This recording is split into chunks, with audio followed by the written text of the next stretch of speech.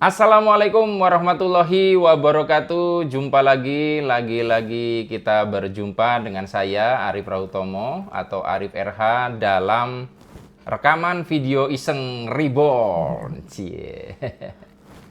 Ya, ini masih dalam episode duet Arif dan Zaki. Ini part 3 ya.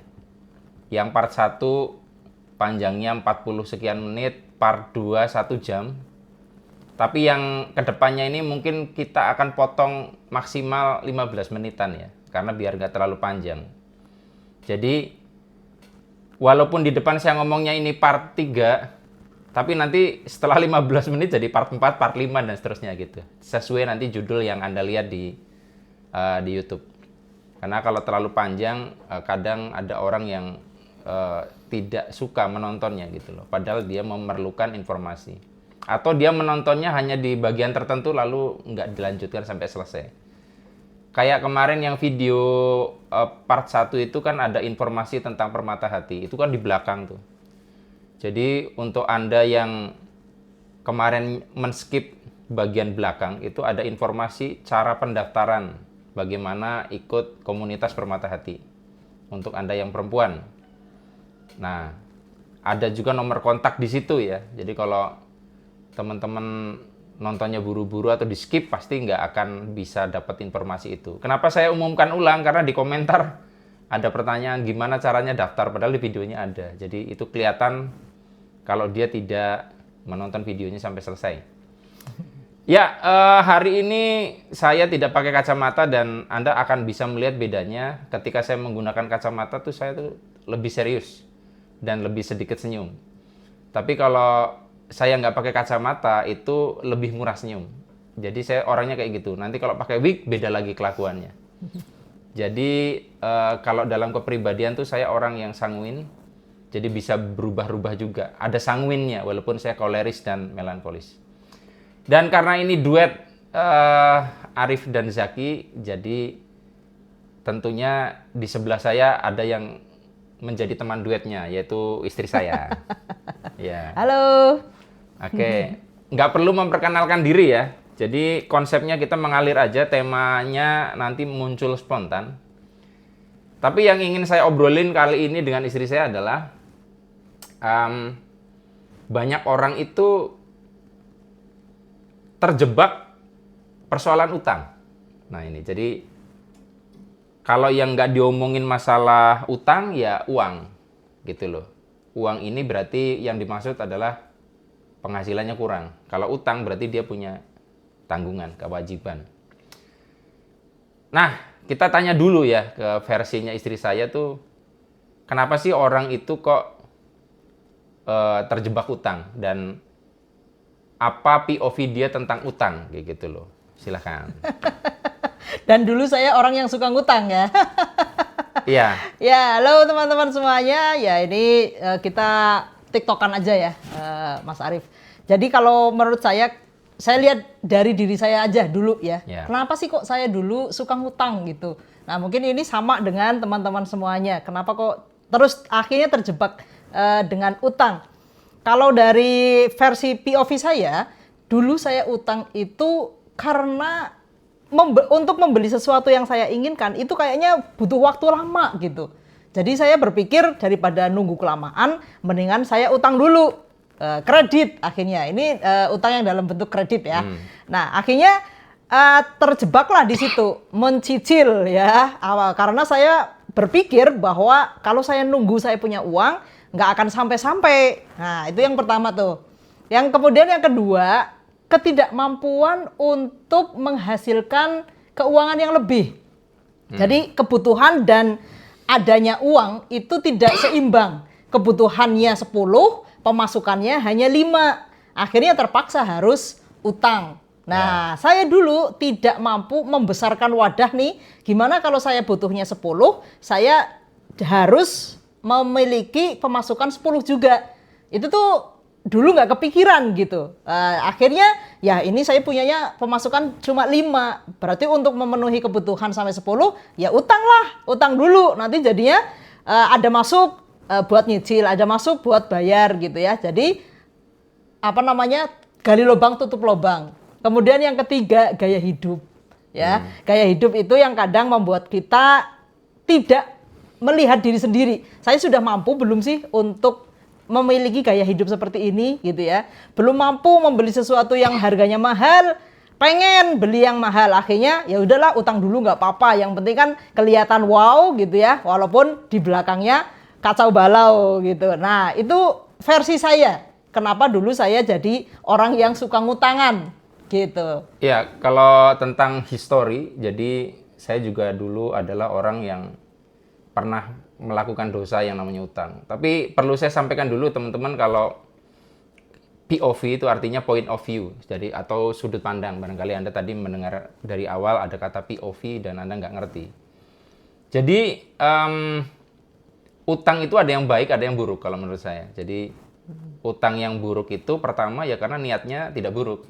Ya contohnya orang yang meniatkan untuk bisnis. Kan dari awal niatnya nggak buruk tuh. Dia buka lapangan pekerjaan.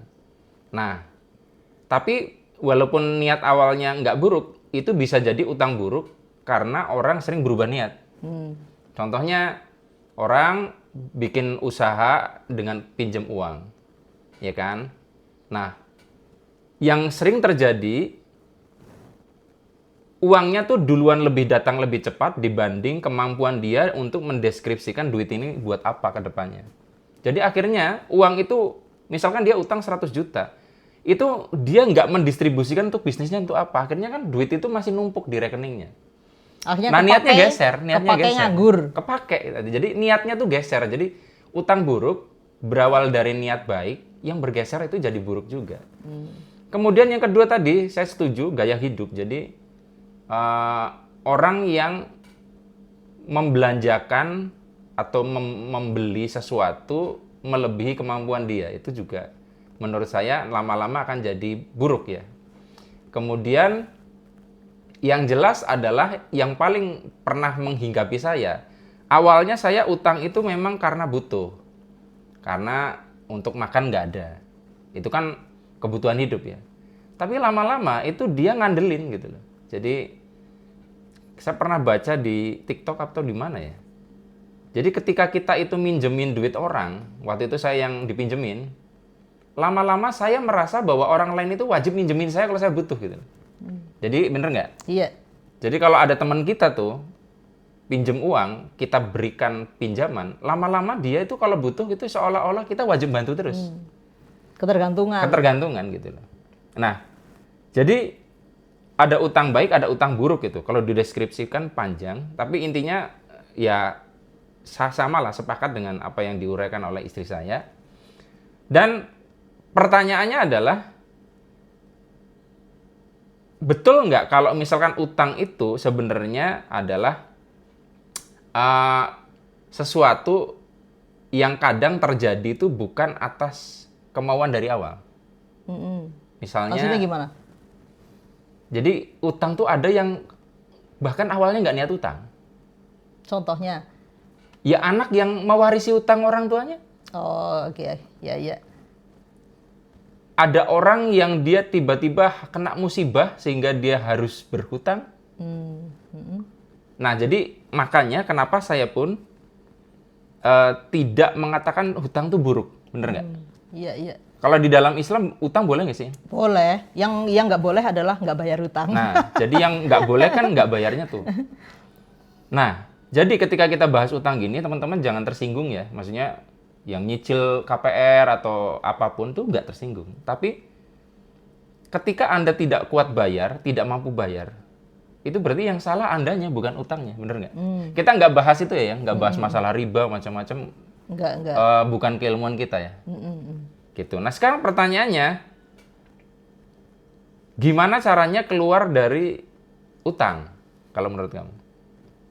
Jadi sebenarnya dulu kenapa saya akhirnya tidak lagi utang, kalau dulu kenapa jadi utangnya terus gitu ya, itu karena saya nganggep utang itu salah satu jalan rezeki ya. Jadi kalau saya cuma punya rezeki 5, kalau saya mau 10, ya yang 5 utang gitu. Jadi saya nganggep utang itu salah satu jalan rezeki. Saya baru berubah mindsetnya itu ketika menikah dengan Mas Arief. Ya karena Mas Arief memang orang sekali lagi bukan utang itu buruk ya, tetapi Mas Arief itu orang yang tidak berprinsip untuk tidak berhutang. Nah, akhirnya kebawa ke saya. Oh iya ya, kalau saya utang terus kayak gini, akhirnya ternyata beban juga gitu. Bikin nggak nyaman hidup gitu. Nah, akhirnya waktu itu saya mencoba untuk mengubah mindsetnya dulu. Ini dari awal itu yang penting itu menurut saya yang. Jadi kalau mindset kita masih berpikir bahwa salah satu jalan keluar dari keuangan kita utang, itu akan susah sekali untuk keluar dari situ. Nah, jadi dulu saya mengawali dari mindset untuk saya berhenti utang, lunasin yang sudah ada dan tidak lagi hutang. Itu. Iya, ya banyak orang yang nanya, Mas, gimana ya solusinya kalau punya utang? Kamu tahu nggak jawabmu apa? Apa? Dibayar. Tidak ada solusi hutang selain dibayar. Tapi kan ada pertanyaan lanjutan. Bayarnya pakai apa? Dia nggak ada. Nah, sebenarnya kalau dia tidak tahu bayarnya pakai apa, ngapain utang? Berarti kan dia hutang, memang tidak mikir bayarnya dari mana. Jadi banyak orang itu ketika berhutang itu tidak berpikir nanti bakalan bayar pakai apa. Bahkan dari awal ada yang hutang memang tidak niat, berpikir untuk tidak iya, membayar iya, gitu. Itu udah Ada jelas. yang seperti Iya. itu. Nah, jadi makanya sebenarnya utang yang benar itu adalah utang piutang dengan lembaga keuangan kalau menurut saya, dibanding utang piutang antar teman atau saudara. Nah, kebetulan Iya. dulu saya utangnya ke lembaga. Lembaga, tapi Ya, jadi tetap ribet juga kan? Ya, karena harus nyicil tiap bulan itu kan Iya. dipikir ya. Karena kalau utang dengan lembaga keuangan tuh pertama ada hitam di atas putihnya. Bahkan ada jaminan. Ada sesuatu akadnya gimana sehingga orang itu akan disiplin ya. Untuk tiap bulan bayar. Nah, kalau pinjam kepada teman itu nggak ada yang dipegang kan? Dan sering kali itu memang niat. Ya memang itu memang yang niat dicari. hutang dan tidak berpikir gimana bayarnya. Iya. Itu kebanyakan seperti itu. Yang utang kepada kita kan kayak gitu kan. Iya, orang yang utang aja tapi nggak mikir dia mau bayar dari mana itu nggak kepikiran. Nah, ini yang kadang disepelekan oleh orang-orang yang berhutang. Nah, jadi saya melihat terjadi pergeseran kadang awalnya utang itu karena kebutuhan. Butuh. Lama-lama tuh bisa kecanduan setelah kebutuhan itu. Itu karena menganggap utang Iya. itu salah satu Karena jalan jalan rezeki. paling cepat, nggak terlalu perlu mikir banyak tuh utang memang. Karena kalau Anda mau menciptakan uang, making money, Anda harus mikir. Tapi kalau Anda itu utang, Anda cukup nginget-inget daftar nama di handphone Anda siapa kira-kira yang masih punya koneksi atau nomornya ada. Jadi itu segampang itu mau utang itu. Karena udah nggak mikir gimana balikinnya. Iya. Memang utang untuk minta aslinya gitu Iya. ya. Ada yang seperti itu? Semoga nggak ada ya. Tapi ada yang menyelamatkan kita, guys. Jadi saya itu dulu kan pelaku juga. Selamatnya saya adalah karena era itu belum ada smartphone. Tahu nggak apa hubungannya? Ya jadi nggak gampang minjem uang ke teman. Itu, ada lagi. Apa? Karena era itu belum era pinjol. Pinjol itu, gini, kita mau pinjam ke lembaga keuangan tuh susahnya setengah mati loh. Ke koperasi aja tuh, kadang harus gadein BPKB. Pinjol itu yang bahkan datang nawarin di HP, mau pinjam duit enggak. Nah, jadi bisa kebayang kalau waktu dulu kita itu udah kena pinjol, ada tawaran pinjol, mungkin kita pinjol. Bisa Zaman jadi. itu, iya bisa jadi. Jadi Karena mudah. mudah banget. Bikin kartu kredit aja susah loh. Dulu aku mau bikin kartu kredit itu susahnya setengah mati. Nah sekarang malah ditawarin kartu kredit terus ya, sampai nolak-nolak. Nah sekarang pertanyaannya adalah, apa yang perlu kita lakukan kalau orang itu datang pinjam duit? Nah ini beda lagi ya. Ini kita sebagai orang yang memberikan piutang berarti. Iya, masih terkait kan antara utang dengan orang yang ngasih utangan itu kan terkait. Ya kalau yang kamu lakukan kalau ada orang pinjam duit gimana? Ya kalau memang dia butuh banget dan memang orang dekat gitu, ya dikasih. Tapi kalau sudah berapa kali gitu masih seperti itu, ya cut. Kalau nominalnya besar? Ya dipikir lagi, kira-kira dia mampu nggak bayar itu. Tapi kalau misalnya ada yang pernah gitu ya, untuk mantu gitu, untuk menikahkan anaknya nanti dibayar setelah mantunya selesai. Ya kira-kira dia bisa bayar dan saya bisa legowo ya dikasih. Cuma ketika nanti minjem lagi, ya saya harus mikir lagi gitu. Karena seringkali itu yang saya amati adalah uang yang dipinjam orang itu aslinya nggak pernah pulang. Karena uang yang dia pinjam 10 juta, lalu dikembalikan 6 bulan lagi. Uangnya balik ke kita kan. 6 bulan kemudian dia pinjam lagi tuh. Jadi uang itu nggak pernah kita pegang gitu. Pulak balik aja. Artinya kan harus ada situasi kita tuh harus berani mengatakan tidak. Iya. Bukan karena kita pelit ya, tapi untuk memberikan pelajaran. Iya. Apalagi untuk orang-orang yang bolak-balik utang. Nah, kenapa orang bolak-balik utang menurutnya? Ya itu tadi Mas Arief sampaikan. Ketergantungan. Oh ya kalau pinjam ke Zaki, kalau pinjam ke Mas Arief itu pasti dikasih. Akhirnya balik lagi ke kita gitu. Nah, dosa kedua kenapa terjadi itu kenapa menurutmu? Ya karena kita ngasih. Ya. Jadi yang membuat orang berutang, satu orang itu pinjam, kedua kita ngasih. Jadi kita pun sebenarnya dalam tanda kutip ya ikut berdosa. Berdosa itu bukan dosa secara religi. Menciptakan realitas itu. Kalau orang itu kita tolak kan nggak utang akhirnya. Nah itu kadang yang jadi pertanyaan untuk menghilangkan rasa bersalah. Ini banyak sekali yang curhat nih kepada saya. Pengennya nggak ngutangin, tetapi kalau nggak ngutangin ada rasa bersalah gitu. Karena dikira nanti pelit, dikira nanti nggak mau bantu, apalagi misalnya orang dekat, saudara, kayak gitu. Nah ini menurut Mas Arief gimana? Kalau saya tuh orang yang persetan dengan orang lain masalahnya. Ya, jadi saya tuh dulu ibaratnya saking begitunya ya, bahkan dulu kan awal nikah sempat ibaratnya bahkan dia aja kayak seperti tidak ada ketika aku sedang fokus pada diri saya sendiri. Nah, apalagi orang luar yang tiba-tiba pinjam duit, itu saya bisa dengan tega sekali untuk mengatakan tidak, termasuk ke saudara. Nah, masalahnya adalah kamu kan bukan orang yang kayak gitu. Nah, banyak orang kan kayak saya nggak enakan gitu tuh. Terus akhirnya dengan nggak enakan itu apa yang terjadi? Ya, akhirnya saya ngikut-ngikut Mas Arief, bodo amat gitu ya. Daripada saya minjemin terus grunjel ya, nggak sakit hati gitu ya istilahnya. Kok aku terus yang diutangin gitu tuh.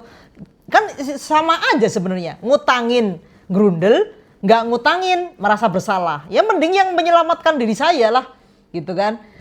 Ya di-cut, nggak utang lagi, ya rasa bersalahnya diganti pemaknaannya, yaitu untuk memberikan pelajaran kepada yang berutang agar dia lebih berdaya gitu. Bukan karena kita nggak mau ngutangin, tapi kalau kita ngutangin terus, itu membuat dia jadi ketagihan. Jadi kita memberikan pelajaran, bukan untuk jadi kita kayaknya pelit gitu, bukan ya. Tetapi agar dia berdaya. Justru kalau kita terus ngasih, akhirnya mereka kan nggak berdaya-berdaya. Ya. Jadi kalau kita bicara berdaya ya, kata berdaya itu yang menarik adalah, kata kuncinya adalah kadang kita harus tega. Jadi banyak orang itu kan karena takut nanti tidak berbuat baik atau berdosa. Duh, kalau aku nggak menolong, nantinya di akhirat nanti akan masuk neraka gitu. Akhirnya malah dia memberi pertolongan yang menciptakan neraka di dunia untuk dirinya sendiri dan untuk orang yang dibantu. Nah, jadi gimana caranya kita tuh meyakini bahwa dengan tidak membantu itu sebenarnya malah memberdayakan. Karena buktinya saya itu kecanduan utang tuh karena teman-teman saya terlalu baik. Nolongin terus. Nah, sampai satu titik teman saya namanya Harba ya, Harba Dwi Karsono, nggak tahu nonton nggak?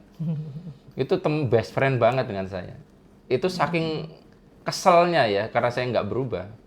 Itu saya dimaki-maki ketika saya mau pinjam uang lagi, dimaki-maki di depan pintu. Dan waktu itu sedih sekali karena yang maki-maki itu adalah teman baik saya loh, gitu loh. Sedih dan kita sempat beberapa minggu nggak komunikasi, tapi di situ saya evaluasi. Kalau orang sebaik dia, sedekat dia, sampai marah-marah, berarti kan jelas yang salah saya gitu loh. Nggak mungkin gitu loh, karena orang kayak dia tuh semarah itu kalau sayanya nggak ada yang nggak beres. Nah akhirnya waktu itulah berubah. Nah di situ kan artinya kadang untuk menyadarkan orang kan kita perlu marahin kayak gitu. Nah berani nggak kamu untuk sampai maki-maki orang supaya dia sadar. Ya maki-maki sih belum pernah ya. Iya, karena resikonya kalau orang itu dendam juga bahaya. Iya, paling ya nggak dikasih gitu aja, nggak dikasih. Nah, harapannya dia berpikir gitu, harapannya, tapi ya nggak tahu gitu ya. Jadi akhirnya aku simpulin kenapa Harba ini berani melakukan itu. Ya karena sudah deket banget dan dia tahu saya nggak mungkin dendam sama dia. Makanya dia berani melakukan itu kan. Dan akhirnya saya berubah sejak saat itu. Nah menurutmu, salah satu hal yang berbahaya dari hutang itu apa selain kecanduan? Buat yang utang. Buat yang pinjem, ya, yang buat yang utang. Ya nggak berdaya itu, jadinya akan terus seumur hidup bisa jadi ya, itu akan terlilit utang terus dan itu sama sekali nggak enak. Hidup paling nyaman itu hidup yang gimana sih? Nggak berdaya tuh gimana maksudnya? Iya, nggak berdaya tuh nggak punya kemampuan untuk menghasilkan uang untuk kebutuhannya dia, sehingga dia merasa cukup gitu.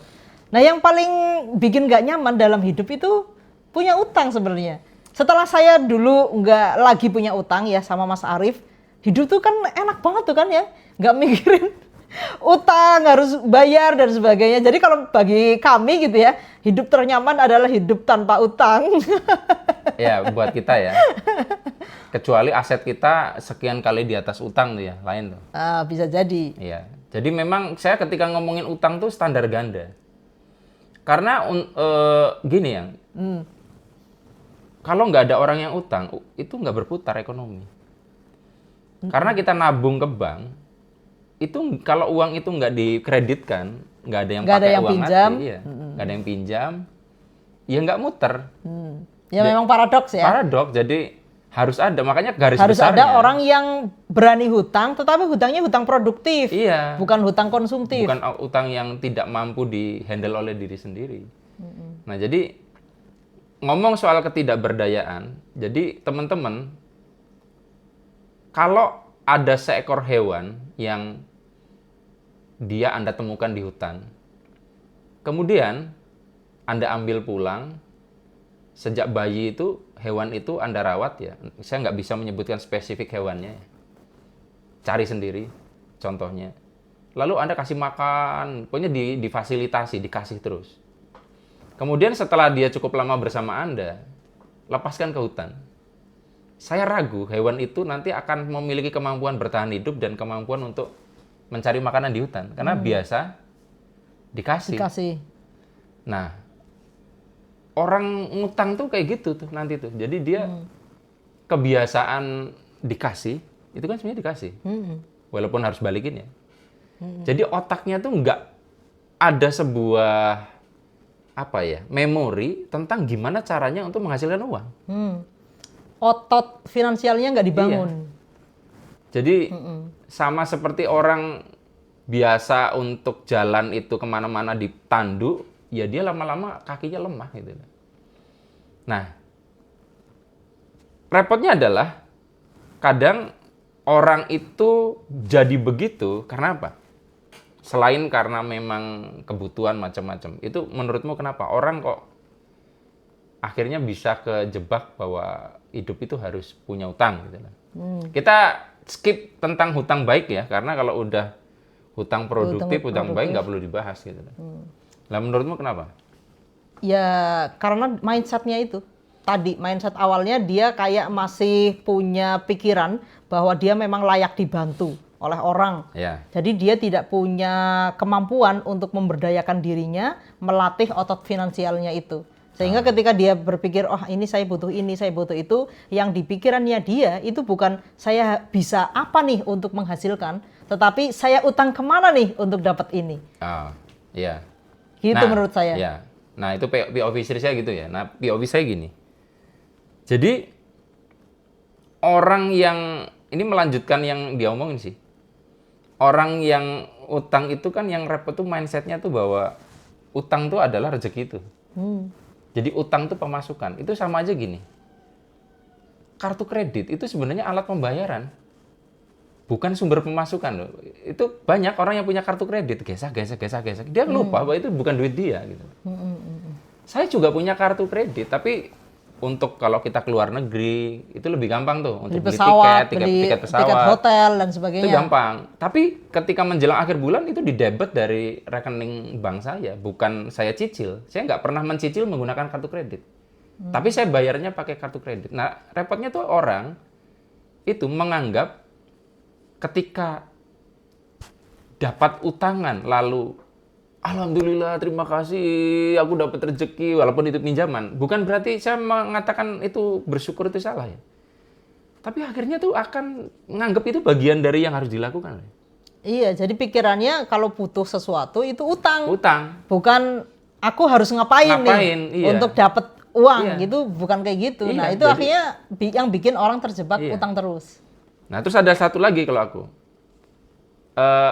Orang kayak gitu itu nggak biasa delay gratification.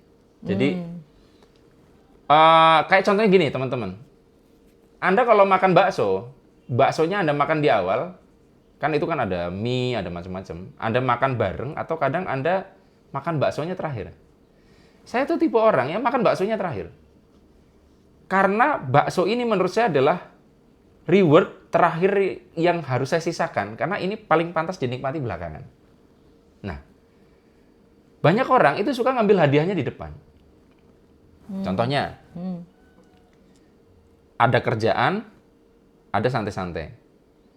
Kan yang bener kan kerjaannya dikerjain dulu, supaya bisa santai-santai, nggak perlu mikir kerjaan. Ya kan? Tapi kebanyakan kan Kebanyakan dibalik. santai-santai dulu. Santai-santai yang tadinya hadiah itu diambil dulu. Kerjanya Kerjaannya mepet-mepet. mepet-mepet, akhirnya dia setelah santai, Kedubrugan. kedubrukan. Hadiahnya diambil dulu. Nah sama, Anda pengen beli handphone, ya, Anda beli handphone. Nih. Kemudian Anda tahu bahwa handphone ini harganya masih nggak masuk di penghasilan Anda. Kan yang bener nabung dulu. Nabung sampai jumlah uangnya cukup, baru dapat rewardnya. Ya kan? Nah banyak orang tuh diambil dulu tuh HP, terus Ya kan? dibayar belakangan. Kayak saya dulu kan berarti. Ngambil dulu karena beranggapan kalau saya nggak ngambil dulu lama nih nggak dapet. Akhirnya ngutang dulu deh. Nah itu, Gitu. itu juga selain karena masalah nggak dapat, berarti kan tidak terpikir untuk bagaimana mengumpulkan uang. Iya. Yang kedua, Nggak sabar. Nggak jadi- sabar untuk sampai terkumpul dulu baru nanti beli cash gitu tuh nggak sabar. Jadi orang yang kejebak utang, menurut saya akarnya tuh orang yang nggak sabaran. Nabung itu nggak bisa dilakukan kalau nggak sabar. Karena nyisihin, ditunggu, baru dipanen kayak gitu kan. Jadi ya maaf ya, kayak misalkan Anda hubungan seksual itu reward atau mau Anda ambil di awal. Kan kalau ingin menjadikan malam pertama itu berkesan misalkan ya, kalau sempat ya. Itu kan berarti kan jangan diperawani dulu ini perempuan gitu loh. Tapi kan banyak yang nggak sabar, diambil dulu hadiahnya. Akhirnya malam pertama ya biasa aja, bener nggak sih? Hadiahnya udah diambil gitu. Nggak tahu. Nggak tahu kita, Iya. kita melakukan di jalur yang benar. Iya, kita kan kalau kita kan alhamdulillahnya di jalur yang hadiahnya diambil belakangan gitu loh. Kan ada aja yang ngambilnya malah di depan gitu loh. Nggak salah, tapi itu contoh-contoh orang kadang nggak sabar untuk menunda ini gitu loh. Bener nggak? Iya. Dan itu kadang kalau nggak dibenerin itu mindsetnya itu sampai tua kayak gitu terus loh. Iya. Kan banyak tuh yang curhat ke Mas Arief, bahkan anaknya itu sampai kewalahan gara-gara orang tuanya itu diem-diem utang ini, utang itu. Jadi Dia anaknya nanggung. yang nanggung Nanggung gitu. jadinya. Berarti kan itu tanda ketika mindset kita nggak diubah, itu tuh akan kayak gitu terus sampai kita tua. Iya Nah, nggak kan? Iya. Ya walaupun memang ada beberapa gini. Saya pun adalah produk hutang. Tapi kan hutang yang positif karena Iya. memang orang tuanya Mas Arief dulu untuk membiayai Iya. kuliah gitu kan. Bapak saya menyekolahkan istilahnya, menyekolahkan SK-nya ke bank untuk biaya kuliah saya. Tapi kan setidaknya bapak saya itu dipotong tiap bulan dari gajinya.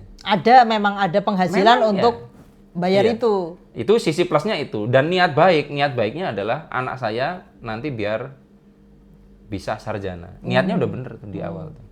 Yang nggak bener kan utang untuk gaya hidup tadi Nah itu. iya, cuman kan tetap.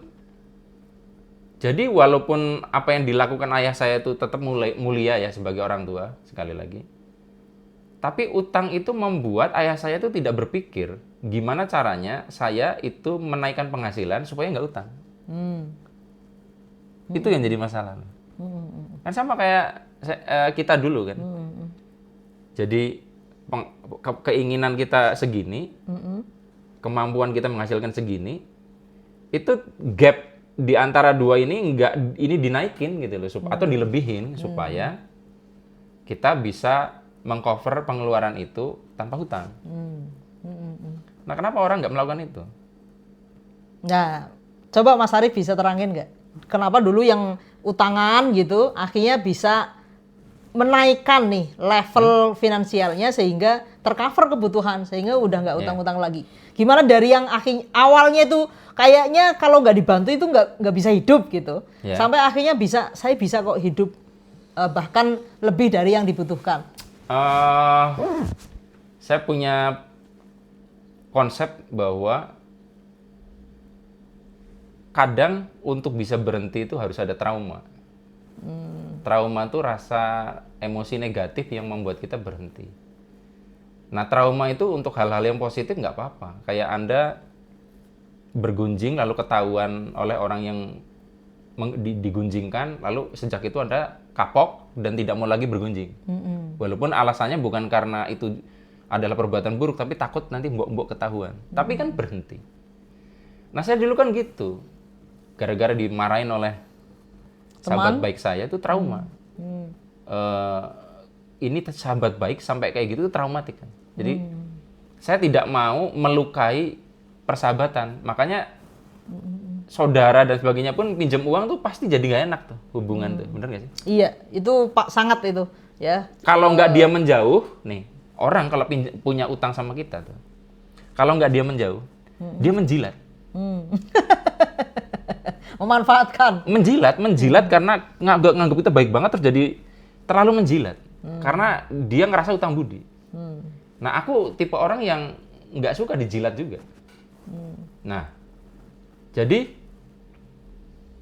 traumatik itu membuat saya berhenti dulu. Jadi stepnya adalah ini utang nih, untuk bisa gedein wadah jadi nggak utang ini, itu harus berhenti dulu stepnya.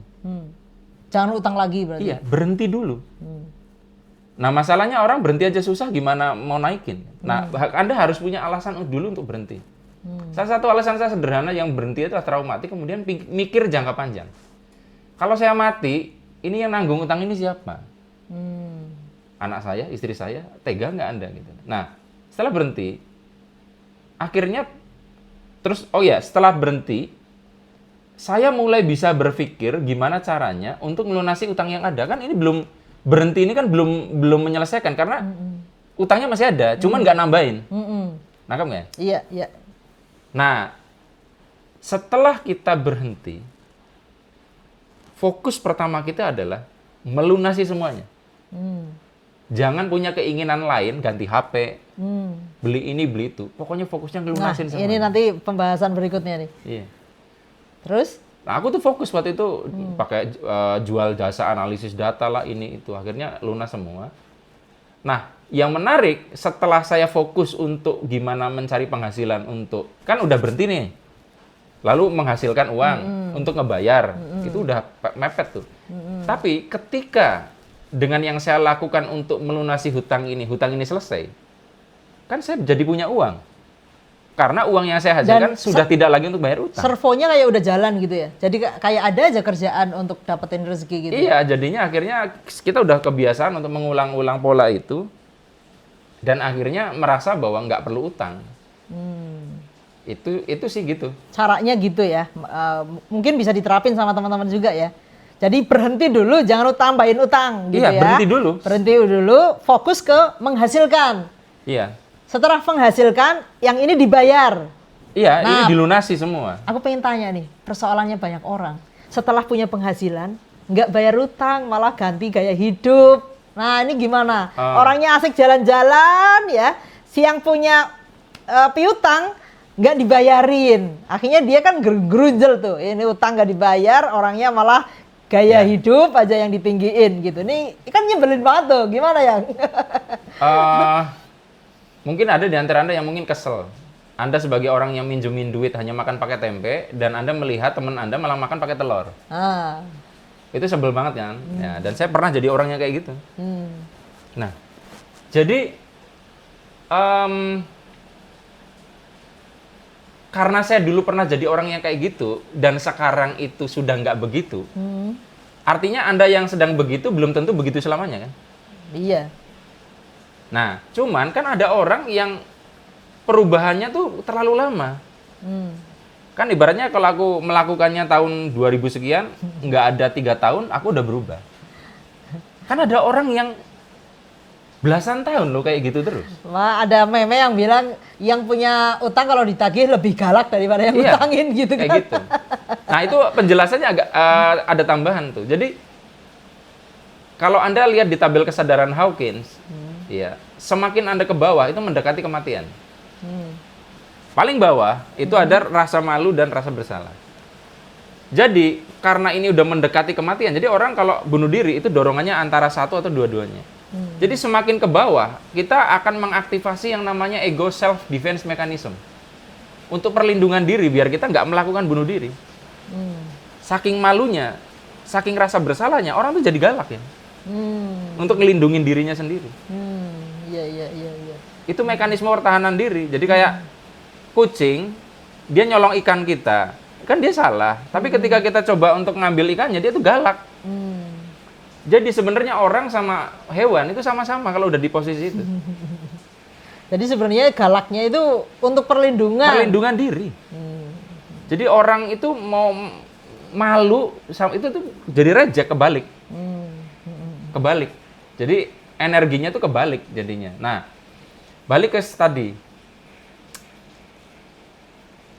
Untuk urusan inilah, makanya orang kebagi dua. Ada yang memang aslinya dia tuh orang baik, ada orang yang perlu input dari luar biar jadi baik. Walaupun aku nggak bicara fitrah ya. Orang yang bangsat-bangsat yang nggak bayar utang itu nggak punya rasa bersalah itu kudu ngerti agama. Nanti akan ditagih di akhirat ya gitu, harus ada. Nah, orang macam saya itu bahkan tidak perlu menggunakan dalil agama untuk memunculkan rasa bersalah. Nah, kamu ya? Tapi kenapa dulu, berarti kan Mas Arief pernah pada kondisi sebenarnya uangnya udah ada, tapi malah lebih mending untuk kesenangan sendiri daripada mau membayar utang. Itu kenapa kok itu bisa terjadi? Karena stres. Stres? Sekarang gini, seperti apa tuh? Sekarang gini, ketika kita lagi stres tuh kita cenderungnya bukan kita akan menghibur diri sendiri. Kan situasinya saat itu saya pinjam duit untuk bisa hidup kan. Nah, sebenarnya kan stres itu. Karena duit ini nanti harus dibalikin kan. Nah, karena stres akhirnya cari hiburan kan. Sekarang gini contoh ya. Punten ya, maaf ya. Ini mungkin ada yang kesenggol. Kamu ngamatin nggak bahwa orang yang miskin justru anaknya banyak banget? Harusnya kan orang miskin tuh lebih berpikir gimana caranya anak ini nanti kecukupan berarti jangan terlalu banyak kan. Tapi kenapa kok malah dia tambah bikin anak? Stresnya. Nah, orang miskin stres hiburannya ya cuman begitu. Hiburannya berhubungan seksual dan itu gratis. Akhirnya jadilah anak itu. Nambah terus. Nah, jadi siapa seperti itu? Orang miskin bukannya dia semakin memperhitungkan jumlah anggota keluarga, malah menambah beban, gitu. Ya sama. Udah punya utang, kok malah gaya hidupnya nggak bener? Ya itu stres, orang stres. Orang stresnya ditunggu warasnya ya susah. Harusnya kan kalau yang waras kan, oh ya, saya punya utang, sekarang ada duit nih, dibayar kan? Iya. Tetapi malah ini nggak dibayar, malah dia senang-senang sendiri gitu. Orang stres. Nah, cara nyembuhinnya gimana? Sekarang gini, nalarmu ya, ibu tuh harusnya kalau punya bayi, diapain? Ya dirawat. Dirawat, dia sayang-sayang. Kamu pernah lihat nggak ibu yang bahkan banting bayinya? Banyak. Ya orang stres kan? orang yang justru bikin masalah gitu loh, yang harusnya dia itu berperilakunya begini kok jadi kebalikannya, itu nggak ada lain orang stres. Jadi, nah, jadi teman-teman, sebetulnya rahasia supaya Anda itu bisa melunasi semua hutang, itu pertama, segera cepat bayar hutang. Lah masalahnya itu, yang tadi itu, stres, jadinya bukannya dibayar, malah untuk kebutuhannya sendiri. Karena dulu kan kita nggak ngerti tentang vibrasi. Pada waktu kita punya utang, dan kita nggak balik-balikin, perasaan jengkel dari orang yang minjemin kita tuh kan akan berimbas buruk pada nasib kita kan. Nah, itu coba dijelangin gimana? Untuk menyadarkan kita tuh kalau punya utang segera dibalikin. Lah iya. Itu kenapa harus begitu? Karena itu jadi doa buruk. Jadi doa buruk, kejengkelan dari orang-orang yang kita pinjemin duitnya, itu akan mempersulit kita. Kalau kita tuh tepat waktu balikin, dia seneng kan? Ngedoain kita untuk hidupnya lancar gitu. Jadi kesalahan saya dulu tuh sebenarnya ketika belum bisa bayar tuh ngilang, ganti nomor HP. Padahal harusnya itu ditemuin, sorry ya bro, gue lagi Belum usaha. bisa bayar. Setidaknya walaupun dia benar-benar butuh, ya apa namanya, orangnya nongol. Nah jadi Anda yang kenapa ya Mas pengen bayar utang kok kayak susah gitu loh. Lu Anda nunda-nunda bayar utang bikin jengkel Yang ngutangin. yang ngutangin. Jadi, Paling enggak berarti ada komunikasi gitu ya. Misalnya Iya. janji 1 bulan dibayar, ternyata belum ada. tapi kalau janji kayak gitu diulangi 12 kali, Sama aja ya ya. jengkel juga sih. Tapi paling enggak ada omongannya gitu. Ada omongannya, ini saya lagi usaha tapi belum bisa bayar gitu tuh. Jadi nggak ngilang kayak Mas Arief dulu. Makanya saran saya sih, kalau Anda mau pinjem ke teman, Ini khususnya yang ke orang ya, ke orang. iya kalau pinjem ke Kalau teman, ke lembaga kan memang harus bayar tiap bulan. kalau mau pinjem ke teman, sebaiknya Anda yang inisiatif menganggap teman Anda tuh bank. Nggak usah dibungain atau apa, bukan. Bro, ini gue mau pinjem duit sama lu. Ini ada perjanjian kalau gue meleset gini, tanda tangan. Itu dari Anda yang pinjem, bukan, nggak mungkin kita sebagai teman memperlakukan gitu. Kita yang sadar diri, bro, gue mau pinjem duit lu, gue udah bikin surat di atas materai gini. Ini jaminan gue, bro. Jadi kalau ada apa-apa meleset, lu pegang jaminan gue, lu ambil juga boleh. Nah, sekarang apa yang terjadi? Yang dipegang cuma omongan. Yang dipegang cuma kepercayaan. Kamu pernah nggak ada orang, Zak, pinjam uang, saya balikin bulan depan. Pernah? Ada, Kan? pernah. Nah, kamu mau tahu nggak apa yang pernah saya katakan ke beberapa orang yang ngomong kayak gitu? Waktu itu aku lagi tega. Ngomongnya apa? Mas, boleh pinjam duit 20 juta, saya balikin bulan depan.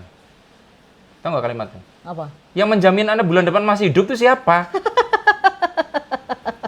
Kamu berani-beraninya loh bilang bulan depan saya nggak pegang apa-apa, saya cuma pegang omonganmu, nyawamu dipegang Tuhan. Lah bulan depan kalau kamu mati aku nagihnya kemana? Bank itu kenapa kok minta jaminan? Karena tidak ada jaminan Anda masih hidup. Bukan apa-apa loh. Dan satu lagi yang, kalau kamu pernah nggak ada orang japri tiba-tiba random netizen pinjam uang? Ada nggak? Ada coba, jarang. Aku udah banyak banget. Orang-orang yang sudah berani pinjam uang kepada orang-orang yang nggak dia kenal atau dia kenalnya hanya sekilas, dia pasti sudah pinjam ke seluruh teman-temannya. Iya. Dan dia sudah nggak berani lagi pinjam. Berarti Anda nih YouTube member YouTube saya atau member subscriber, kalau WA saya terus pinjam duit, ya berarti Anda orang yang saya maksud. Oke, ya. Yang penting lagi nih, yang jadi kadang untuk utang yang gaya hidup. Jadi kan pernah tuh ada orang yang kayaknya itu secara lux gitu ya, itu nggak mungkin lah nggak punya uang gitu. Tapi nyatanya bawa mobil ya dan sebagainya. Bahkan untuk beli bensin aja utang ke kita. Iya. Ini kenapa ini bisa terjadi? Nggak masuk akal kan? Ini Jadi, kenapa bisa terjadi seperti Aku itu? pernah bikin video di TikTok. Jangan tertipu penampilan karena orang yang bawa mobil itu bisa aja nggak punya uang untuk beli bensin. Dan itu saya dibully di situ. Lah padahal kita kan saksinya kan, ada orang yang pinjam duit padahal dia bawa mobil untuk beli bensin katanya. Kenapa logikanya nggak dibalik? Ya mobilmu lu jual, lu pakai motor aja gitu. Gengsi. Gengsi. Gengsi. Nah, kalau udah ngomongin gengsi ini susah ini. Nah, nanti kalau saya jual mobil kan kelihatan saya lagi miskin. Ya, kamu lagi miskin. Berarti untuk jadi orang apa adanya itu apakah sesulit itu? Di era sekarang medsos udah kita bisa lihat kehidupan orang lain enak, itu susah. Zaman kita mungkin lebih mudah. Ternyata dunia medsos kalau kita nggak waras itu bikin stres ya. Beruntungnya tuh zaman udah medsosan, kita hidupnya udah nggak kayak dulu. Coba kalau kita masih miskin ya. Stres juga ya. Stres pasti. Teman kita udah sukses, teman kita udah jalan-jalan ke luar negeri. Kita ngerasa gagal banget gitu loh. Nah, rasa gagal ini bukannya terus bro, lu kan udah sukses, ajarin gue dong gitu. Bukan, tapi malah dia mencari shortcut. Mencari jalan pintas untuk cepat kaya. Nah, jadi gini teman-teman. Kami tuh tahu betul bahwa apa yang sesungguhnya Anda lihat itu belum tentu seperti kelihatannya. Bener nggak? Iya, makanya. Contoh nih, ini di medsos itu tidak selalu seperti kelihatannya. Contoh, tak buka ya. Dulu saya pernah jalan-jalan ke Eropa, karena waktu itu kami diundang ada ngajar juga sih di 2 titik. Dan waktu itu saya upload foto sedang ada di dekat Menara Eiffel. Wow, asik ya, romantis ya gitu loh. Anda tahu nggak, aslinya saya di dekat situ, waktu foto itu lagi bertengkar. Bertengkarnya gara-gara dia pengen Nonton sampai malam keluar lampunya. Iya, kan bagus tuh Menara Eiffel kalau malam. Sementara sudah jam 9 nggak nyala-nyala kan karena masih terang. Iya. Dan saya orientasinya karena kami tuh nginepnya jauh banget, bisa 1-2 jam. Itu nanti bisa nggak dapat kereta terakhir. Padahal besok kami harus menuju Jerman. Itu bertengkar masalah itu. Maksudnya gini, orang itu lihatnya tuh kalau nggak saya ceritain, wah romantis ya gitu loh. Padahal nggak gitu. Nah, sama dengan Anda lihat orang ya romantisnya paling nggak kita udah pernah ke Menara Eiffel gitu ya. Cuman maksudnya tuh kalau saya tidak cerita tentang hal tadi, kan Anda taunya hanya sisi itu aja.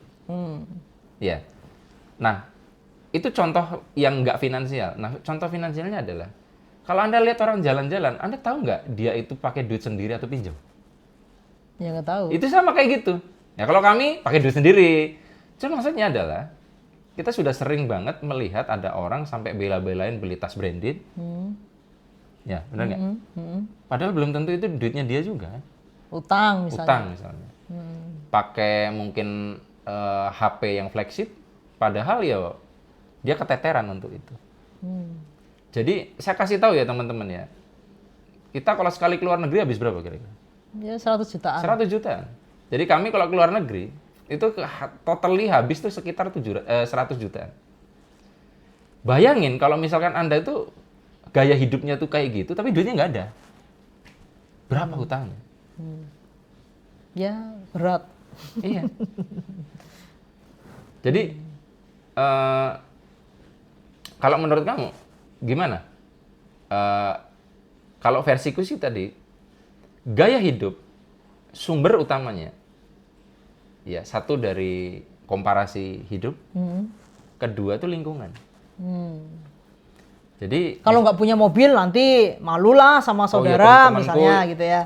Kongko ya bro, di kafe yang lain naik mobil, kita pakai jas hujan sendirian. Itu jadi mungkin pressure sendiri buat dia. Akhirnya ya mendingan utang nggak apa-apa deh gitu ya. Yang lain jalan-jalan dia sendiri, jalan-jalan ke luar negeri dia sendiri yang di rumah aja. Ya. Itu lama-lama itu akan nge-pressure. Jadi berteman dengan orang yang high level belum tentu loh bikin kita happy. Kita happy loh. Tapi yang menarik, berteman dengan orang miskin yang sesama miskin itu ya juga nggak naik-naik. Nggak naik-naik. Tuh gimana? Ya berarti kita punya kesadaran yang seimbang. Kapan kita bergaul dengan yang high level untuk naikin wadah kita, kapan kita bergaul dengan yang lebih rendah untuk kita bersyukur dengan yang sekarang gitu. Kayak misalnya contohnya nih kemarin kita habis ke Balkan ya, Eropa Tenggara, kan kita melihat tuh di sana kan orangnya menurut kita itu lumayan high level kan, tasnya paling nggak Louis Vuitton ya, Chanel gitu kan. Nah, Mas Arif sendiri yang tasnya apa? Iya. Kanan kiri saya tuh pakainya apa namanya tuh LV, Coach ya. LV gitu, Gitu. Tumi ya. Mas Arif pakai Saya apa kemarin? pakainya Calibre Kalibre berapa ratus ribu? 250. Itu tas ini ya, tas lempang ya. Kalau tas ransel saya sih 2 juta. Nah itu gimana Mas Arif tetap bisa nyaman-nyaman aja meskipun satu tour itu Banyakan kayak banyakan gitu. ya gaya tas mereka branded semua. Tahu nggak kenapa? Kenapa? Karena saya sudah sering banget melihat orang yang kelihatannya kaya belum tentu kaya. Nah, berarti Mas Arif tidak terlalu terpesona dengan Karena belum tentu. gayanya orang. Nah, berarti itu tuh bisa dipakai ya, Mas Arif, untuk teman-teman. Jadi nggak perlu kayak orang. Udahlah jadi diri sendiri. Pakai tas kaliber juga oke-oke aja. Yang penting kan dompet, HP aman gitu ya. Ini handphone saya ini Vivo X100 Pro. Jadi waktu beli harganya 15 sampai 16 juta. Cash. Nah, kalau saya cuman tunjukin kayak gini aja, Anda tahu nggak ini cash atau kredit? Nah, itu yang harusnya dipikir kepala Anda tuh.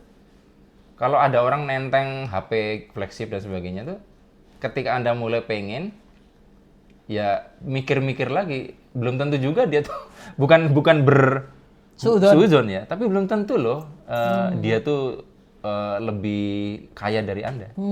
Jadi penting banget untuk kita memakai standar kita sendiri, nggak usah terpicu atau untuk orang lain gitu ya. Pernah ada yang bilang juga, Mbak Zaki beli tas-tas ini branded gitu, tapi yang secondan itu namanya apa? Pre-love. Pre-love gitu. Saya mending pakai tas yang nggak terlalu mahal tapi baru daripada beli secondan gitu. Karena apa? Menurut saya vibrasinya lebih oke. Saya mampunya beli yang ini daripada saya kelihatannya kayak punya tas yang mahal kayak gitu ya. Tetapi itu pre-lovean itu menurut saya nggak sesuai Tapi untuk diri tuh saya gitu. agak beda ya, makanya gini. Cowok tuh kadang bisa kemproh ya, nggak terlalu peduli dengan penampilan. Tapi kalau cewek itu sangat mungkin loh tertular. Nah itu makanya ini saya nanya ke Mas Arif kan seperti itu. Karena cowok itu persetan, bodo amat gitu loh. Tapi tergantung sih barangnya. Kalau cewek kan fashion, tas gitu loh.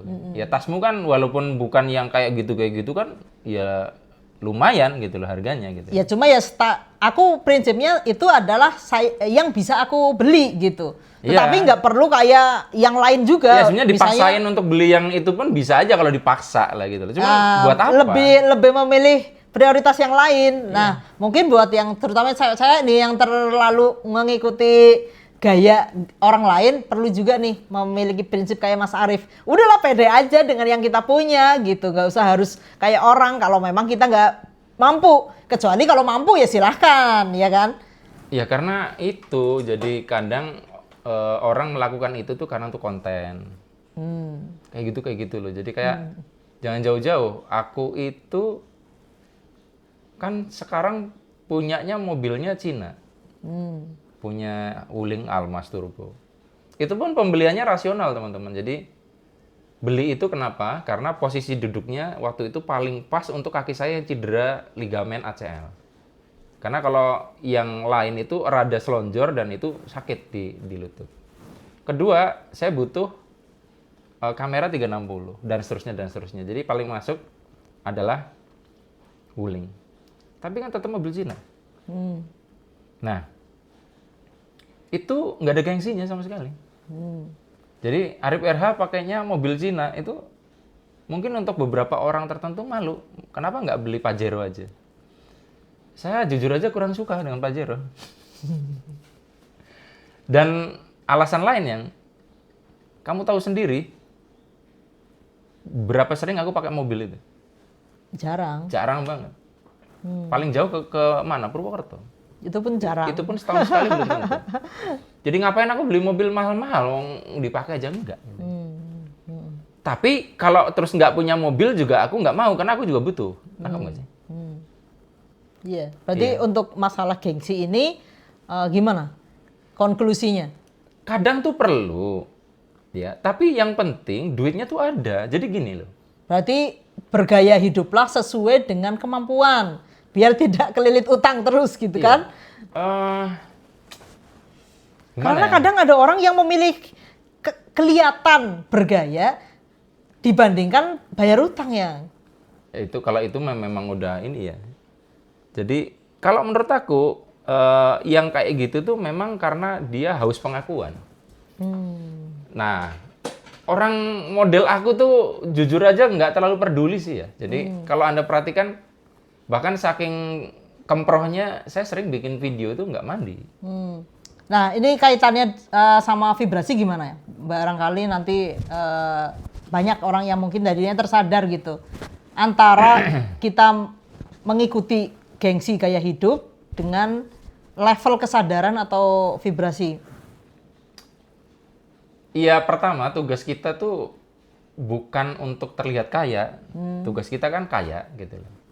Lah itu penting ya. Yang penting itu kaya, bukan terlihat kaya. Nah, kemudian tugas kita itu adalah memilih sebuah keadaan hidup yang dipilih dengan sadar. Nah, dan kita harus satu paket dengan responsibility atas pilihan itu. Maksudnya gini loh. Kalau kita itu memilih hidup tanpa hutang, ya, maka kita harus punya syariat yang namanya nabung. Kalau kita itu memilih hidup pakai hutang, tapi hutang yang benar ya, maka Anda harus punya syariat, yaitu tepat waktu membayar dan pengelolaan keuangan lain. Nah, yang terjadi kan kadang orang hanya mau ngambil jalurnya, tapi nggak di satu paket dengan konsekuensinya. Ya kayak Anda mau nikah, itu kan sepaket dengan kewajiban menafkahi gitu loh. Nah, banyak kan orang yang menikah tapi nggak mau ngambil paketan itu loh. Jadi saya tuh ujungnya nih nggak mengatakan utang itu salah. Tapi masalahnya utang itu baik atau tidak, yang satu itu. Yang kedua, kenapa Anda berhutang? Karena seringkali pembenaran ya. Contoh yang paling klasik, saya tuh kalau punya utang semangat. Jadi nanti kerjanya tuh bisa 10 kali lipat misalnya gitu ya. Kalau nggak punya utang tuh kayak ngelokro misalnya gitu ya. Aku punya counternya. Berarti kan kalau Anda punya utang semangat itu kan pasti kerja cari duit kan. Berarti kalau utang Anda banyak kan hidup Anda kerja terus, nggak pernah jalan-jalan, nggak pernah santai, nggak pernah main-main. Loh, Anda tuh hidup mau kerja terus hanya untuk bayar utang atau bisa menikmati hidup? Itu lo ditanyakan lagi. Kan hidup hanya butuh semangat. Jadi orang tuh kadang tuh kenapa terus punya quote-quote yang menyesatkan itu loh. Apa tadi namanya tuh? Kalau tidak utang nggak bakal kebeli. Itu quote pertama tuh yang bangsat tuh ya. Terus yang kedua apa tadi? Kalau punya utang jadi punya semangat kerja, punya dorongan. Ya kan? Atau lagi tipis nih. Punya utang itu artinya kita dipercaya. Hanya orang yang dipercaya yang bisa punya utang. Semakin banyak utang berarti semakin besar dipercaya. Nah, saya tidak tahu ya apa quote-quote yang Anda pakai ya. Intinya satu. Cirinya kalau Anda udah salah tuh, hidupnya nggak tenang. Ya. Stres. Tidurnya nggak lelap. Cekcok terus sama keluarga. Dan Anda di dalam itu keluarga punya masalah dengan orang. Entah pasangan, orang yang minjemin uang, gitu loh. Jadi Anda boleh aja mendebat-debat tentang masalah itu. Tapi yang jelas kami memutuskan untuk menjalani hidup tanpa utang. Nah, untuk Anda yang saya punya utang juga nyatanya tidur lelap aja, pernah dengar? Benar. Terus gimana tuh? Ya berarti dia mungkin utangnya produktif sehingga dia punya uang untuk menyicil, tidak keteteran istilahnya. Terus itu yang positif ya, tidurnya lelap. Ada yang kedua, dablek. Dablek tahu dablek apa? Apa ya? Masa bodoh punya utang, mau yang diutangin marah-marah ke kita, itu nggak dipikir gitu. Terus? Ya lelap-lelap aja. Terus? Udah itu aja. Nah, jadi tadi aku mau ngomong apa ya? Tadi apa tadi? Kenapa orang itu bisa tetap tidur lelap meskipun punya banyak utang? Gini, Anda harus punya perbandingan. Selama ini kalau hidup Anda punya utang terus, Anda akan merasa tidur Anda udah lelap banget. Katakanlah skala lelap tidur Anda itu adalah skalanya 50. Skala 50 dari 100. cobalah rasain deh sebulan 2 bulan lunasi semua hutang Anda. Bandingkan tidur Anda tuh lebih lelap atau sama lelapnya dengan sebelumnya. Kalau ternyata sama, berarti omongan Anda benar. Berarti hidup punya utang atau tidak, Sama lelapnya aja. sama kok. Masalahnya kan Anda nggak punya perbandingan. Coba deh dilunasin. Anda setahun nggak utang. Coba tidurnya lebih lelap mana? Baru kita bicara lagi tuh. Jadi Anda setelah nonton video ini nggak usah komen, nggak usah kebanyakan argumen. Lakukan dulu, setahun lagi silakan komen lagi di sini. Nah, jadi baru ketahuan kan? Bener nggak? Ini sorry ya kalau aku jadinya lebih banyak bicara dibanding dia, karena aku nungguin dia nyautin aja sih. Ya kan kita TikTok kan, aku kadang tanya juga gitu. Karena Mas Arif juga banyak pengalaman kan tentang ini. Iya, karena takutnya ini istrinya nggak beri kesempatan bicara gitu. Ya, enggak. Nah, ada satu hal penting lagi nih sebelum ditutup. Kadangkala kenapa orang akhirnya nggak bisa nyaur utang? Nggak bisa nyaur utang itu ukurannya apa? Ya nggak, akhirnya punya utang ke sana nggak dibayar, utang ke sini nggak dibayar, kemana-mana nggak dibayar. Jadi dia tuh tidak punya kemampuan melunasi hutangnya. Gini, kalau aku definisinya nggak bisa itu final ketika dia udah mati. Selama dia masih hidup, sebenarnya ada kemungkinan bisa. Kalau dia mau. Kalau dia mau. Berarti kalau dia nggak bisa bayar utang selama bertahun-tahun, memang dia nggak mau berarti. Iya. Nggak ada kemauan untuk bayar. Pertama tuh dia mau dulu, walaupun nggak bisa. Itu beda sih. Jadi kalau orang udah punya kemauan, iya, nanti dia akan mencari jalan supaya bisa. Tapi kalau orang itu udah nggak punya kemauan, ya nggak bisa itu akan jadi tembok untuk itu. Nah jadi kalau aku sih mikirnya ada nggak orang yang betul-betul nggak bisa bayar utang? Ada kalau orang itu sampai mati. Ya nggak mungkin kalau dia bayar utang udah mati kok. Tapi selama dia masih hidup, dia harusnya bisa. Tapi kan kita pernah tuh melihat memang akhirnya tuh lama nggak bisa bayar-bayar gitu. Iya, jadi nggak bisanya kan dalam tanda kutip karena dia belum mati ya. Kita kan nggak tahu tuh, suatu saat tiba-tiba dia bisa. Kalau menurut aku tuh lebih ke nggak mau sih. Berarti kalau udah niatnya cuma utang hanya untuk memang kayak minta tapi bilangnya utang, itu memang nggak akan mampu untuk bayar ya. Karena kalau Dari dia, awal memang tidak ada kemauan bayar aslinya. iya, jadi orang yang utang itu harusnya dasarnya adalah aku bisa bayar nggak ya dari awal. Coba. Makanya kalau bank itu mengutangin orang kan ada 5C itu apa tuh? Kolateral apa itu capacity apa tuh gitu. Karena kan sekarang utang mudah sekali kan. Iya. Pinjol apalah Nggak itu diseleksi. banyak banget tuh Nggak kemudahan utang. Nggak diseleksi. Jadi makanya kalau menurut saya sih orang tuh sering kebalik. Harusnya itu saat mau bayar mikirnya cepet, saat mau utang mikirnya lambat. Nah kan orang kebalik tuh. Utang cepet, Pas mau utang pikirannya cepet gitu. mau bayar lambat. Pikirannya lambat. Suwe banget bundet gitu loh. Jadi terus satu lagi, kalau Anda ingin bisa bayar utang, potong di awal, jangan nunggu sisa. Karena banyak orang bayar utang tuh nunggu sisa. Ya itu untuk kebutuhan-kebutuhannya dia dulu. Itu harus duluan. Kesenangan-kesenangan dulu gitu. Harus- Kalau ada sisa bayar, kalau nggak ada sisa ya nggak Ya itu dibayar-bayar. salah, itu salah. Karena nanti akhirnya semesta akan menganggap prioritasnya dia bukan bayar utang, sehingga tidak dicarikan jalan keluar. Karena yang didahulukan ini yang akan diberi jalan, gitu loh. Jadi saya dulu waktu pengen saking niatnya bayar utang tuh kayak gitu, dapat project itu tuh tak bayarin dulu. Saya makan tuh tak irit-irit walaupun ya nggak sehat ya. Bikin mie goreng jumbo. Sekali bikin untuk pagi, siang, sore sama beli nasi. Ya nggak sehat sih, lauk karbo. Bodoh amat waktu itu, yang penting kebayar dulu gitu.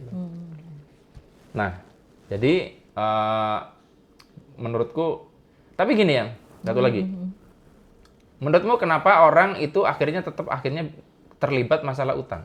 Walaupun katakanlah ini bukan masalah gaya hidup atau kebutuhan hidup. Menurutmu kenapa? Kalau bukan kebutuhan hidup dan juga bukan gaya hidup, orang bisa terlilit utang. Ya yang kayak tadi. Selain yang aku sebutin. Kebronjotan utang dari orang yang dia punya tanggung jawab di situ. Misalnya orang tuanya utang, akhirnya dia jadi ketanggungan utang. Selain itu? Apa itu? Karena yang namanya punya rumah, jarang orang yang bisa beli cash. Itu kebutuhan. Iya, maksudnya kebutuhan itu tadi yang tak hitung memang hanya untuk makan aja sih. Aku lupa tadi. Kalau rumah kan sebenarnya masuknya kebutuhan penting banget nggak sih? Iya, primer itu. Primer. Sandang papan pangan Oh, itu iya, primer. Jadi rumah dan mobil adalah dua barang paling mahal yang akan Anda beli seumur hidup. Jadi kalau Anda nggak bisa membeli dua hal itu cash, tak jamin pasti punya utang. So, Anda nggak bisa membeli dua hal itu cash, tak jamin pasti punya utang. Entah Anda utang nyicil mobil atau nyicil rumah atau dua-duanya. Dan ngeri loh yang nyicil rumah itu bisa 25 tahun.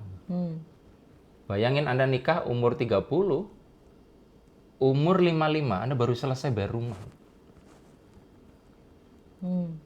Makanya kenapa aku beli rumah cash kan. Ini rumah ini kita beli cash. Cashnya bertahap karena memang developernya juga nggak mau dibayar tunai di awal kan. Jadi persekian kita bayar. Tapi nggak kredit. Mobil juga kita belinya cash kan. Nah, berapa banyak orang rumah tangga yang bisa beli dua itu cash ya? Karena itu ratusan juta. Ada lagi? Udah kayaknya. Jadi intinya Ya, ini konsepnya memang mengalir aja, apa yang keluar di kepala dikeluarin. Jadi silakan Anda strukturin sendiri, Anda catat key point-nya sendiri. Intinya sih kami dulu adalah pelaku dosa hutang. Walaupun demikian kami nggak menghujat orang yang punya hutang. Tapi kami ingin semua orang tuh akhirnya geser ya. bisa memiliki kehidupan yang lebih baik lah Iya. dibandingkan hanya mikirin utang terus tiap bulan gitu ya. Iya. Jadi gampangannya gini, kalau Anda itu sudah tahu bahwa di pekerjaan Anda sekarang, dengan kemampuan Anda sekarang, Anda selalu tekor dan punya utang. Buat apa Anda lama-lama di pekerjaan itu? Karena masa depan Anda udah kelihatan tuh, sampai mati, ya nggak bakal cukup. Terus nyari pekerjaan apa? Ya banyak yang lain. Tapi saya nggak bisa bahasa Inggris, Pak. Ya belajar. Nah itu. Ujungnya lagi nih, orang yang punya utang, itu malas nih. Serius. Supaya dia naik kapasitas, supaya gini gitu, nggak mau. Jadi Berarti malas itu yang jadi bikin orang iya, susah keluar dari jeratan finansial ya. iya. Dan lebih repot lagi, ya. Ini seringkali orang-orang yang kayak gitu itu orang baik. Yang mengaku orang baik, padahal orang lemah. Jadi teman-teman silakanlah disimpulin sendiri. Ya. Kalau dari saya sih penutupnya gitu aja kalau saya. Ya, ubah mindset ya. Jadikan hidup ini bisa kok kita hidup dengan nyaman tanpa utang, yaitu dengan memperbesar kapasitas diri kita. Insya Allah nanti kita akan bisa hidup nyaman tanpa hutang. Iya. Tapi kalau utang pastikan utang yang benar ya. Utang yang produktif. Ya, utang yang produktif bukan utang, dan Anda bisa bayar. Gitu. Bukan utang yang karena gaya hidup, apalagi utang yang memang tidak diniatin untuk dibayar. Wah Ya, itu salah. repot itu. Oke, guys, sekian dulu. Mudah-mudahan bermanfaat. Mohon maaf kalau ada kata-kata yang kurang berkenan. Sampai ketemu lagi di video Iseng Reborn yang selanjutnya. Saya akhiri, billahi taufiq wal hidayah.